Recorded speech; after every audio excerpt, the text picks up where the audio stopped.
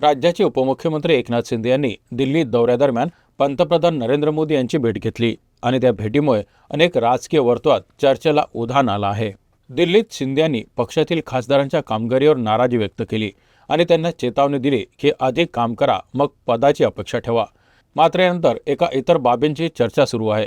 खासदार राहुल शेवाळे यांच्या नाराजीनंतर शिवसेनेचे मंत्री उदय सामंत यांनी त्यांची समजूत काढण्याचा प्रयत्न केला। राहुल शेवाळे पक्षात दुसऱ्या स्थानावर असून त्यांना आगामी फेरबदलात नवीन जबाबदारी दिली जाण्याची शक्यता आहे। दिल्ली दौऱ्यानंतर राहुल शेवाळेंची भेट श्रीकांत शिंदे यांच्याशी झाली, परंतु त्यांची नाराजी दूर झाली का याबाबत अद्याप ठोस माहिती नाही। एकनाथ शिंदे यांचे पक्षातील खासदारांना दिलेले निर्देश आणि राहुल शेवाळेंची नाराजी यामुळे महाराष्ट्रातील राजकारण अजूनच तापलं आहे।